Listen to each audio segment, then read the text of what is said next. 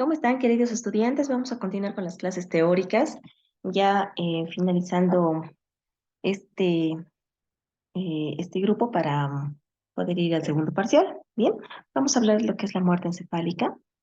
¿Qué es la muerte encefálica? Entonces, bueno, este es un tema bastante controversial, entonces vamos a tratar de verlo de varios puntos de vista. La definición médica de la muerte durante muchos años se ha basado básicamente la parada, en el cese definitivo, tanto del latido del corazoncito como de la respiración. Sin embargo, actualmente esto ya se ha ido cambiando y en realidad el diagnóstico y el criterio de muerte se basa también en el cese definitivo de la función del cerebro. Bien, porque no solamente es la ausencia del latido del corazón o la alteración pulmonar, sino también la ausencia de la función del encéfalo. Bien, entonces, para esto vamos a ir viendo que el cese, la parada de la función del tallo encefálico, bien, que es una estructura que habíamos visto, es un indicador de muerte tan válido como el cese del latido cardíaco. Entonces, a eso se refiere lo que es la muerte encefálica. Podemos tener latido cardíaco y podemos tener una ausencia de función del tallo cerebral y también se le considera muerte. Entonces, bueno, dentro de antecedentes un poquito vamos a ir viendo toda esta historia bastante discutida que ha sido, que se ha determinado, como estábamos hablando, en la escuela hipocrática clásica, se determinaba que era la ausencia del funcionamiento de los pulmones, pero principalmente del corazón, ¿bien? Que era lo que más se le iba generando. Como un dato histórico que ya lo deben conocer, William Harvey en 1627 ha hecho una descripción de la función circulatoria, bien, la primera vez, como el latido cardíaco y la muerte el cese de estos latidos. Bien, vamos a ir viendo entre estos tres en varias fases. En 1947 ya se ha hecho la primera desfibrilación eléctrica en un paciente que estaba con fibrilación ventricular. Se ha hecho la desfibrilación durante 70 minutos, pero ha sido exitosa. Bien, ha sido la primera desfibrilación. En 1959, Morlet y Gollum, han sido profesores en París, han puesto el término de coma de pace, que es el estado más allá del coma. ¿A qué se ha referido eso? Y ha sido de las primeras veces en las que se ha ido integrando este concepto. Cerebro muerto, pero cuerpo vivo. Bien, y y la primera vez que se ha hecho un trasplante, ya en 1961, en Sudáfrica, a la paciente Denise Andaval. La paciente Denise Andaval ha tenido un accidente automovilístico, lastimosamente ella ha tenido diferentes alteraciones, pero el doctor Christian Barnard ha podido extraer su corazón, bien, que aún estaba latiendo, y ha podido salvar la vida de otra paciente. Em, la señora Denise Ann estaba declarada muerta, bien, por la ausencia de función cerebral, pero su corazón seguía latiendo, así que con eso se ha podido hacer el trasplante cardíaco. Bien, bueno, dentro de las definiciones vamos a ir viendo que una de las primeras y hasta la actualidad que la seguimos tomando en cuenta ha sido el reporte de Harvard de 1968 en el que se ha realizado con todo el comité de ética y investigaciones de comportamiento las definiciones para uniformar en realidad todas estas definiciones de lo que es una muerte encefálica. Entonces se lo ha denominado como dos cosas independientemente, como dos criterios: un coma irreversible, bien, que es lo que conocemos como muerte encefálica, y una muerte cerebral alta, bien, que afecta las funciones corticales altas. Entonces, el coma irreversible realmente es una ausencia irreversible de todas las funciones integrativas del cerebro, además de pérdida de todas esas funciones cognitivas que nos caracteriza: comunicación, juicio, abstracción, pensamiento, etcétera, etcétera. Entonces, sí, Harvard ha sido los primeros pioneros en los que nos han podido, con ellos hemos podido unificar los criterios. Bien, dentro del acta de determinación Para uniformar los criterios y conceptos de muerte encefálica, se ha determinado que es el cese irreversible de todas las funciones del cerebro, incluido el tallo cerebral.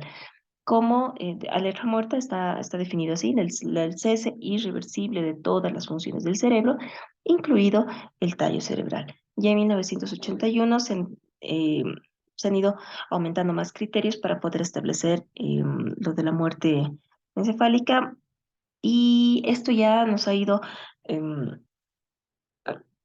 dividiendo en realidad, tanto por la parte médica, familiar, social, ética, religiosa, etcétera, etcétera. ¿Por qué? Porque tenemos un cuadro jurídico, tenemos que hacer un consenso clínico, necesitamos, con esto no hemos podido iniciar, y en realidad se ha ido abriendo protocolos para trasplantes, bien, pero aún tenemos bastantes problemas, lógicamente dentro de la parte filosófica, antropológica, religiosa, etcétera. Bien, entonces las guías, que sí bien son bastante antiguas, que nos hemos ido unificando en 1994 la Academia Americana de Neurología, y el 2005 el Departamento de Salud de Nueva York, para poder determinar las guías de determinación de muerte encefálica. Bien, recordando de forma muy, muy superficial lo que es la anatomía y fisiología del encéfalo, recordemos que el cerebro, bien, vive de oxígeno prácticamente, y cuál es el flujo sanguíneo cerebral normal, va a ir variando entre 60, 70, 50, etcétera, depende obviamente de las regiones, y sustancia gris o sustancia blanca, con un promedio de 60 a 55 ml de sangre por 100 gramos de tejido encefálico por minuto. En realidad, ese es un promedio del flujo sanguíneo cerebral. ¿Qué es lo que va pasando? Va bajando el porcentaje de oxígeno em, en el tejido cerebral, y por debajo del 50% la actividad eléctrica ya va bajando, ya va variando. Y esto es lo que habíamos visto en un SB, ¿verdad? Cuando habíamos hablado de lo que es un infarto cerebrovascular, isquémico principalmente. Entonces va bajando, y la actividad eléctrica va a empezar a ponerse anormal. Va bajando 40-30%, y prácticamente la actividad eléctrica celular falla completamente, por lo que ya no hay un inicio de los potenciales de acción. Ya va bajando a 20, a 10, y prácticamente la célula genera un proceso de apoptosis o muerte por acumulación de lactato, liberación de potasio, entre otros mecanismos, y posteriormente ya se llega a lo que es la muerte celular del cerebro, de la neurona en este caso. Recordemos que el cerebro metaboliza a una tasa mayor que cualquier otro órgano. Si necesitamos tiene una tasa de metabolismo altísima, pero a la vez es muy vulnerable, no cuenta con otra fuente de reservorio que no sea el flujo sanguíneo cerebral directo. Y lastimosamente, a diferencia de otros órganos, eh, como no tiene esa reserva de nutrientes, prácticamente cuando no hay flujo sanguíneo, se muere la neurona a los 2 o 3 minutos, exagerando. A diferencia de otras células del cuerpo. Por ejemplo, las células cardíacas se ha visto que pueden llegar a durar unos 30 minutos todavía sin aporte de oxígeno, las células renales hasta 1 hora, las células pulmonares hasta 3 horas.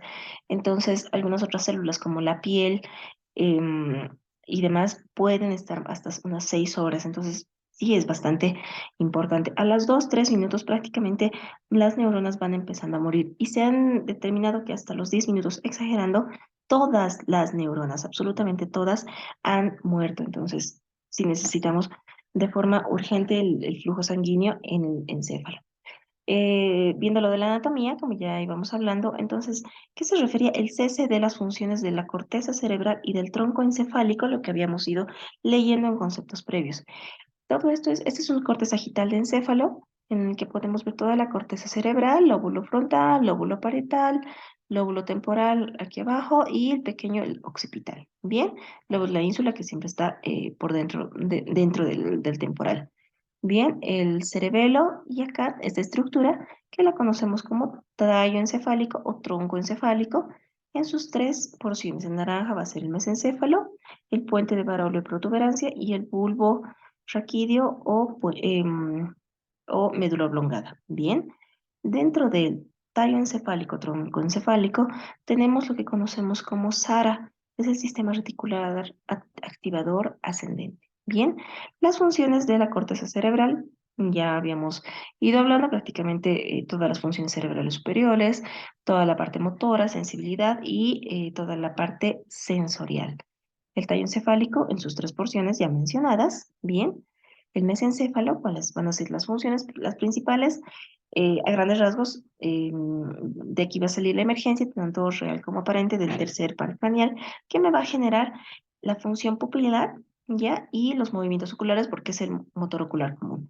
En el puente o protuberancia, en el puente de Barolea o protuberancia, van a salir los siguientes cuatro pares craneales, el 4, 5, 6 y el 7. Acá que falta, que me va a ayudar, los movimientos oculares conjugados, el reflejo corneal, todas estas funciones que estamos mencionando en este momento, lógicamente no son las únicas, pero sí son los que nos van a ayudar bastante para hacer el examen neurológico en este tipo de pacientes. Bien, finalmente el bulbo raquídeo o la médula oblongada, bien, que me va a tener los pares 9 y 10, 11 y 12, bien, vamos a ir viendo el 9 y 10 en esto como el reflejo orofaringio, el reflejo tusígeno y principalmente que tenemos acá el centro de la respiración. El sistema reticular activador ascendente o SARA, como les había comentado, que se va a encontrar acá en el tallo encefálico, bien, acá en el tallo encefálico.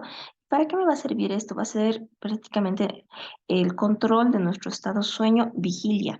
Nuestro despertar y nuestro sueño va a estar acá controlado. Entonces, cuando este falla, ya no existe un periodo de despertar, por lo que uno entra en un estado de coma y depende obviamente de la etiología, este puede despertar o no.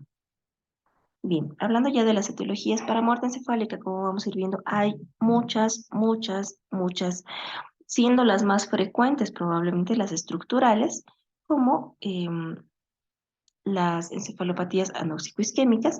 Tenemos a la izquierda una tomografía de encéfalo completamente normal y se pueden ver en la derecha una tomografía de encéfalo en la que se evidencia una imagen hipodensa homogénea prácticamente bilateral que me está tomando todo lóbulo frontal y temporal y bueno, esto es em, cerebelo y mesencéfalo. Entonces, sí, toda la parte de la corteza cerebral, es decir, del cerebro propiamente, está completamente hipodenso, o sea, está muerto. Es un área isquémica.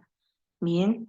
Otras causas, una hemorragia encefálica grande, como pueden ir viendo acá, una imagen isodensa, un poco más hiperdensa, heterogénea, de bordes irregulares, que me va comprimiendo, haciendo efecto de masa, desvío de la línea media, compresión del ventrículo lateral. Entonces sí, me daña por completo todas las estructuras del encéfalo. Una hemorragia subaracnoidea, que es el vaciamiento al sistema, em, a todo el espacio subaracnoideo de sangre, que me puede generar también muchas alteraciones. Como pueden ver, viendo la imagen acá es mucho más hipodensa, no hay surcos acá, no hay una variación en sustancia gris, sustancia blanca, entonces también me va generando muerte neuronal, traumatismos craneoencefálicos severos, moderados a severos, que aunque no tengan o no una lesión hemorrágica o algo más, me pueden generar una muerte encefálica. Infecciones como la meningitis, en este sí se ve una imagen muy difusa, homogénea, de bordes. No hay una lesión específica acá que la que podamos localizar, es un edema difuso, no podemos diferenciar los bordes, la sustancia gris y blanca, no hay surcos, no hay giros, entonces bastante inflamación. Hay muchas otras causas, obviamente esas son las estructurales más importantes, como vamos a ir viendo hay varias. El examen neurológico, ¿qué es lo que vamos a hacer en nuestros pacientes? Tenemos que aprender a hacer el examen neurológico, como ya sabemos, toda la parte de semiología en un paciente despierto. Vamos a ver un poquito lo que hacemos en la semiología en un paciente en estado de coma. Primero, aprender los grados del estado de coma. Bien, el estado de coma, grado 1, 2, 3 y 4, que los tenemos acá. ¿Cómo lo vamos a ir determinando?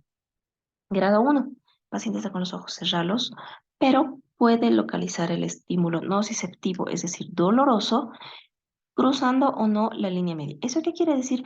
Que se le genera un estímulo doloroso, por ejemplo, la presión del pulpejo de la uña, el lechongueal, bien, digamos, en la manito, y ese lado o el lado contralateral puede tratar de hacer un reflejo de retirada o tratar de hacer un ligero reflejo de defensa en movimiento.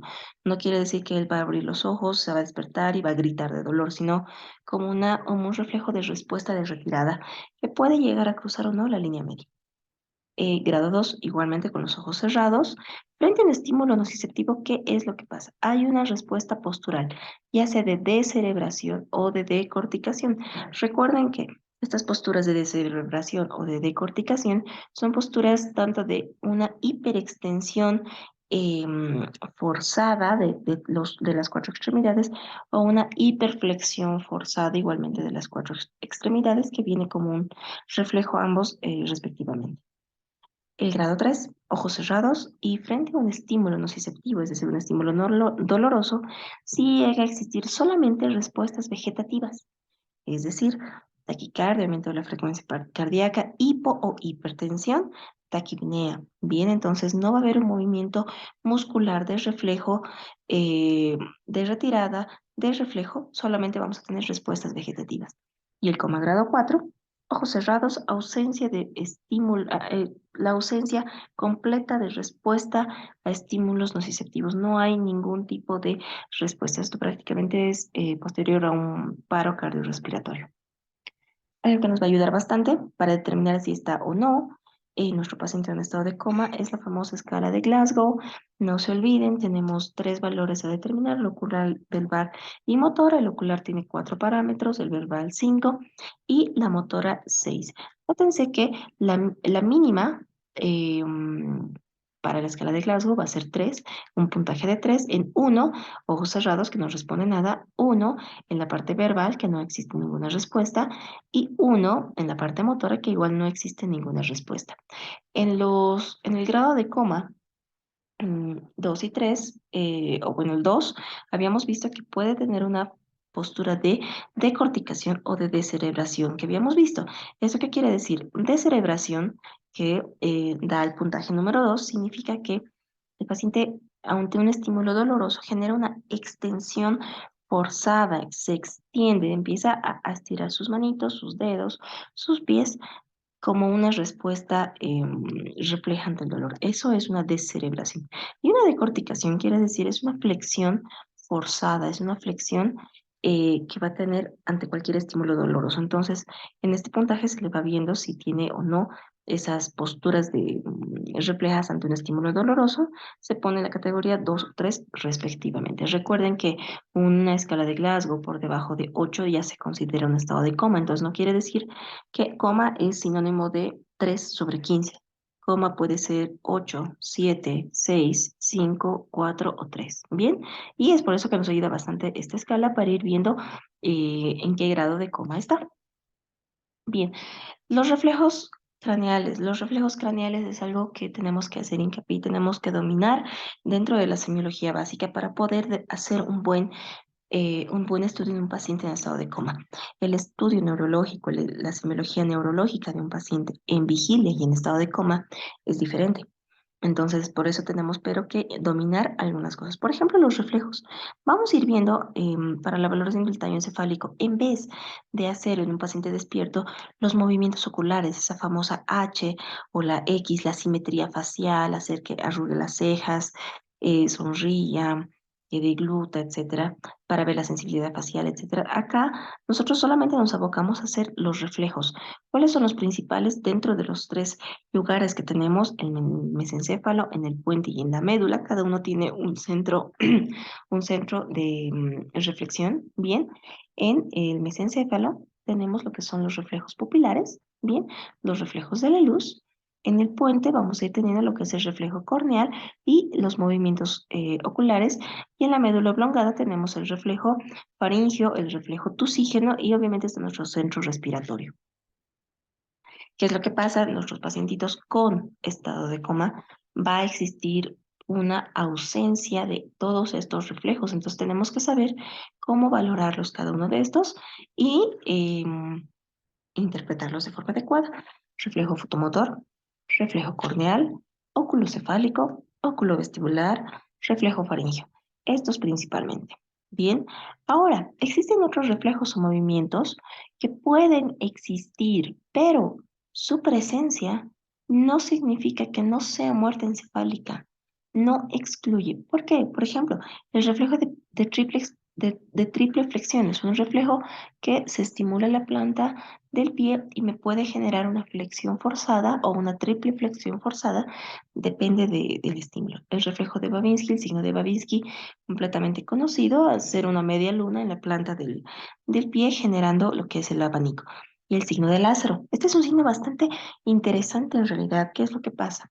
Cuando ya hay un paciente que incluso declarado fallecido, tanto por la parte cardiopulmonar y o por la parte encefálica, el signo de Lázaro significa que puede existir posteriormente movimientos em, musculares, de grupos musculares, posterior a la muerte.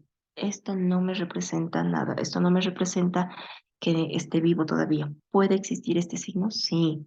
Entonces, vamos a ir viendo y describiendo los primeros cinco, ¿ya? El reflejo fotomotor. El reflejo fotomotor, en este caso, que es lo que vamos a tener, una ausencia de este reflejo, vamos a estimular a nuestro paciente, levantamos obviamente el párpado, el paciente no nos va a poder colaborar en un ambiente, cuando estamos valorando a nuestros pacientes, es imposible poder apagar la luz, es imposible agarrar y apagar todo lo que es, no sé, la luz de emergencia o de terapia intensiva. Entonces, nosotros nos ayudamos mucho con el cierre y la apertura. Con nuestro dedito del párpado. Bien, entonces con nuestra linternita vamos estimulando. ¿Y cuál es la respuesta normal del reflejo fotomotor? Una miosis, es decir, una contracción, una disminución del espacio pupilar. Bien, por el ingreso de luz para poder modular, porque sabemos que es nuestro diafragma de luz. Al haber una ausencia de este reflejo, ¿qué es lo que va pasando? El paciente se queda, no existe una miosis, se queda completamente muchas veces midriático. Midriático, es decir, que las pupilas se quedan completamente dilatadas y no hay, y son arreactivas. No existe ese movimiento de miosis que conocemos. Quiero que recuerden esto y se lo vayan memorizando. Habíamos hablado que el reflejo fotomotor está a nivel del mesencéfalo, con dos vías, una aferente, que es una vía entrante, y una eferente, que es una vía saliente. La vía aferente va a ser el segundo par craneal, el segundo par craneal. Y la vía eferente, el tercer par craneal, porque este me va a inervar lo que es el músculo constrictor del iris. Reflejo corneal. ¿Qué es el reflejo corneal? Y en este caso, que vamos a encontrar en su ausencia. El reflejo corneal se va estimulando de forma muy discreta, con mucho cuidado, con un hisopo o con un algodón, en la parte lateral de la esclera, donde no existe, lógicamente, donde no está nuestra córnea, donde no está el iris. Bien, se estimula ligeramente, o si no, en la parte, en el hilo inferior de las pestañas, o directamente en la córnea, en la esclera. Bien, entonces, ¿cuál es una respuesta normal? El cierre brusco del párpado hace como una defensa, cierra, parpadea, prácticamente es una respuesta normal. En estos pacientes existe una ausencia de este reflejo. Recordemos, habíamos hablado que el reflejo corneal va a ser parte de lo que es el puente o el puente de Barolio o la protuberancia. Son dos vías igualmente, una aferente y una eferente. La vía aferente, es decir, una vía de ingreso, va a ser el quinto par craneal. Bien, el nervio trigémino, específicamente en su rama oftálmica. Recuerden que tiene tres ramas. Y su vía eferente, la eferente va a ser el séptimo par craneal, obviamente, porque me va a inervar el elevador del párpado superior y del párpado inferior, por lo que va a haber ese parpadeo, ese cierre palpebral. Bien. El reflejo oculocefálico. ¿Cómo se realiza este reflejo? El paciente tiene que estar lógicamente echado y nosotros como examinadores agarramos la cabeza, como podemos ir viendo en la imagen de los dos lados, levantamos los párpados para poder ver el movimiento de los ojos y hacemos un giro de derecha a izquierda ligeramente, para ir viendo la postura y la posición de los ojos. ¿Cuál es la respuesta normal? Cuando nosotros giramos la cabeza, digamos al lado izquierdo, en este caso del paciente, la mirada de los ojitos se va a quedar hacia aquí arriba. Bien, siempre va a estar mirando aquí arriba. Giramos al otro lado, giramos a su parte derecha y la mirada siempre se va a quedar arriba. En este caso, esta ausencia que es significa que los ojitos al girar al lado izquierdo, la mirada va a seguir la dirección de la cabeza y va a empezar a mirar al lado izquierdo. Lo mismo cuando me va a girar hacia el lado derecho. Entonces, ese reflejo que me va a corresponder se va a encontrar en la unión bulbo-protuberancial, es decir, de la protuberancia y del bulbo raquídeo, con dos vías, una aferente y una eferente. Una aferente de ingreso y una aferente de salida. La vía aferente del octavo paracraneal, bien, y de la vía eferente del 3 y del 6, que son los movimientos laterales, bien. Entonces, ¿qué es lo que es? Se llama en este reflejo oculocefálico. Como pueden ir viendo, cuando hacemos esa maniobra, encontramos lo que es el signo de ojos de muñeca. Bien, el signo de ojos de muñeca, que es esa pérdida del reflejo oculomotor, ese movimiento que tenemos. Vamos a ir viendo con otros reflejos. El reflejo, acá lo tenemos, óculo vestibular, muy bien. em, es una ausencia de este reflejo. ¿Qué es lo que hacemos? Nosotros hacemos una prueba que es la prueba calórica. Bien, se pone en el conducto aditivo externo con una jeringa, agua tibia, que es que encontramos como respuesta. Como pueden ver acá, se tiene que levantar los párpados y como respuesta tenemos que los ojitos miran hacia el lado donde está ingresando el agua tibia. Bien, entonces ante una respuesta, como pueden ver acá, sin movimiento de la mirada, sin movimiento de los ojitos, es una respuesta, es una ausencia de este reflejo, entonces es una ausencia de esta respuesta de prueba calórica. Tenemos igual, estaría comprobando la ausencia de este reflejo. Vamos dirigiendo con otros reflejos. El reflejo faríngeo es bastante conocido. En este tipo de pacientes lo hacemos mucho cuando estamos iniciando lo que es una intubación con el mismo tubito orotraqueal o al hacer las aspiraciones de las secreciones en la región faríngea. Entonces, ¿cuál es el reflejo esperado? Primero, lógicamente, cuando hacemos la inspección, existe una elevación de los pilares y del velo del paladar, pero también existe lo que conocemos como el reflejo nauseoso y una ligera arcada, si se quiere decir, en el paciente, con un nivel de centralización que va a ser el bulbo raquídeo o médula oblongada. Vía aferente, el noveno paracraneal, bien, y vía eferente, el décimo paracraneal, el nervio vago o neumogástrico, ¿verdad? Ahora, tenemos lo que es la apnea. La apnea, ¿qué quiere decir? Es un cese de la respiración, depende lógicamente el tiempo. Bien, entonces, antes de llegar a un cese completo de la respiración, porque sabemos que en el bulbo raquídeo está nuestro centro de la respiración, va a haber diferentes tipos de respiraciones que van a ir progresando hasta llegar a una pérdida completa del control respiratorio. Desde el chain stop, como pueden ir viendo, tiene un tipo de respiración fusiforme que aumenta tanto la frecuencia como la amplitud, luego entra en un periodo de apnea y vuelve a aumentar el mismo. Bien, la hiperventilación neurógena central, que vamos a ir bajando los niveles, como pueden ir viendo, eh, hiperventilación, aumento de la frecuencia respiratoria, neurógena central. Como puede ir viendo, es una respiración muy rápida, muy corta, rítmica, en la que uno lógicamente ya empieza a cansarse y empiezan a existir alteraciones en la gasometría posteriormente. Vamos a ir bajando, las lesiones van bajando y entramos a lo que es una respiración apnéustica. Como pueden ir viendo en el gráfico, ingresa una respiración, hace una inspiración profunda, una pausa y después de un momento exhala, hace otra vez otra pausa, vuelve a inhalar, hace una pausa larga, exhala, hace una pausa, entonces, y no es nada rítmico. Vamos bajando y ya es lo que se conoce como un gasping, bien, o boqueo, que es una respiración como si estuviera tratando de respirar, hace una inhalación rápida, bota, igual expulsa el aire de forma rápida y hace esas valsalvas durante unas 2 o 3 veces y luego hace una pausa bastante larga. Bien, lastimosamente esto ya es mal pronóstico. Muchas veces los pacientitos después de esto ya no llegan ni siquiera a una táxica, ¿no? Posteriormente, después de esto, muchas veces fallecen. Y bueno, finalmente, en niveles mucho más bajos, lo que es la táxica o de Biot, que como pueden ir viendo es una respiración casi imperceptible, no se llega a notar realmente que esté inhalando o exhalando. El paciente en algún momento puede llegar a aumentar esta, pero prácticamente después llega un periodo de apnea completa o cese completo de la respiración.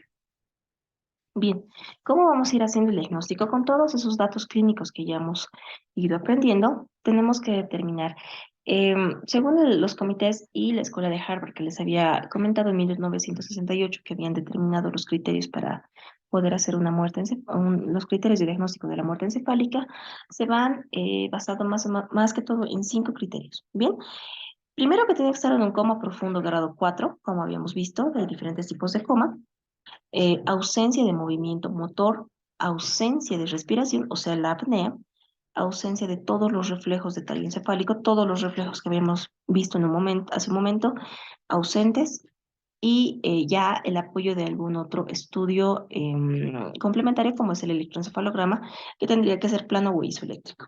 También tenemos que tener en cuenta los periodos de observación. Es decir, cada cuánto tenemos que hacer la valoración o en qué momento es preferible hacerla y criterios de exclusión siempre. Bien, entonces, paciente en coma, grado 4, de descartar diagnósticos diferenciales, tenemos que ver siempre todos los diagnósticos diferenciales probables, ausencia de todos los tipos de reflejos que habíamos visto, la prueba de apnea, ya que tiene lógicamente sus criterios para realizarla de forma específica, y bueno, realmente habría que tratar de determinar una causa para establecer la muerte encefálica. ¿Qué es el test de apnea? Lo que acabamos de mencionar. El test de apnea es la forma objetiva en la que vamos a poder determinar que existe una ausencia total de esa autonomía ventilatoria. Sí tienen unos prerequisitos, evidentemente, la temperatura es una de las más importantes, la presión arterial sistólica, que tiene que ser más de 90, sí tenemos que tener una eubolemia, es decir, un balance hídrico adecuado, por lo menos unas 6 a 12 horas antes, para eso sí nos ayudamos con otros estudios que son la gasometría, la presión arterial de CO2 y la presión arterial de oxígeno.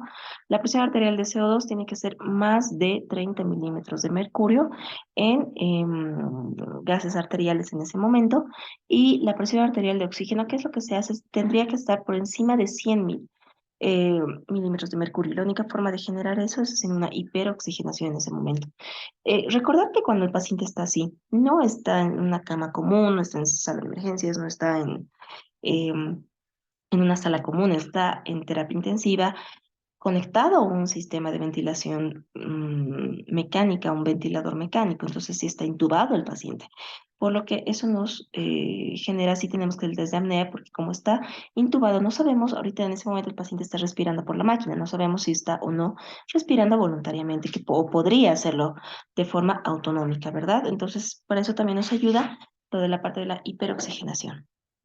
¿Cuándo tenemos que hacer la prueba o en qué momento tenemos que repetirla? Bueno, tenemos que determinar un tiempo adecuado para ver si podemos, si va a persistir esos hallazgos que hemos encontrado o han ido cambiando. Con una sola valoración no se puede hacer el diagnóstico de muerte encefálica. Entonces, bueno, en realidad el intervalo va variando. En niños, por ejemplo, si, como pueden ir viendo, de acuerdo a los días o a los años, va variando varias horas. En los adultos, con una valoración en el momento en el que sospechamos de una muerte encefálica y otra a las 48 o 72 horas, sí ya es un estudio relativamente fiable. Bien, diagnósticos diferenciales, los más importantes, la hipotermia. Bien, la hipotermia se ha visto que cuando existe una temperatura menor a 27 grados centígrados, igual existe una abolición completa de esos reflejos de tallo encefálico. Entonces, no podríamos, obviamente, decir que es una muerte encefálica si está en un estado de hipotermia. La Academia Americana de Neurología determina una temperatura mínima para el diagnóstico de 32 grados centígrados y por lo menos una temperatura de 36,5 para realizar la prueba de apnea que habíamos visto previamente. Los fármacos, muchos medicamentos sí me pueden alterar eh, los reflejos de tallo me pueden alterar la respiración. Por ejemplo, los barbitúricos, los sedantes, los anestésicos, algunos antidepresivos, relajantes musculares, entre otros. Bien, entonces, si tenemos todavía el efecto de algún medicamento de este tipo, no podemos hacer ningún tipo de diagnóstico. Obviamente existen muchos otros, por ejemplo, antecedente de intoxicaciones, sea cual sea el tipo, enólica, sea por intento de autólisis, monóxido de carbono, etcétera. Alteraciones, trastornos metabólicos en electrolitos, por ejemplo, hiper o hiponatremia, hiper o hipocalemia, hiper o hipofosfatemia, magnesemia, y también tenemos que ver el estado de la glicemia para ver un estado de hipoglicemia severa nos puede generar los mismos datos, un estado de hiperglicemia severa, una cetocidosis diabética, etcétera, también nos van a alterar el diagnóstico. Obviamente que tenemos que descartar otras enfermedades o comorbilidades que estén descompensadas, como por ejemplo puede existir el coma tiroideo por hipotiroidismo principalmente, las encefalopatías urémicas, hepáticas, infecciosas, etcétera, etcétera. Bien, hay otros tipos de diagnósticos que tenemos que ir viendo. Bien, dentro de los exámenes complementarios, todo el diagnóstico clínico que acabamos de hacer es lo mejor que podemos hacer para determinar. Lógicamente que nos apoyamos con un examen complementario, pero ninguno de estos exámenes complementarios por sí solo hace el diagnóstico. Solo nos ayudan a confirmar lo que habíamos visto por la parte clínica. Bien, dentro de los principales, lo que habíamos visto, el electroencefalograma, que como pueden ir viendo en la parte izquierda, este es un electroencefalograma normal, un trazado normal, con un ritmo alfa, ondas oscilantes, fusiformes, etcétera. Y a la derecha tenemos lo que se conoce como silencio eléctrico. Como pueden ir viendo, es una onda completamente plana. Las rayitas que van viendo, esas deflexiones, en realidad es un artefacto del ventilador o del electrocardiograma que estaría conectado al paciente. Bien, tenemos otros estudios complementarios que se pueden ir haciendo, como la angiografía cerebral.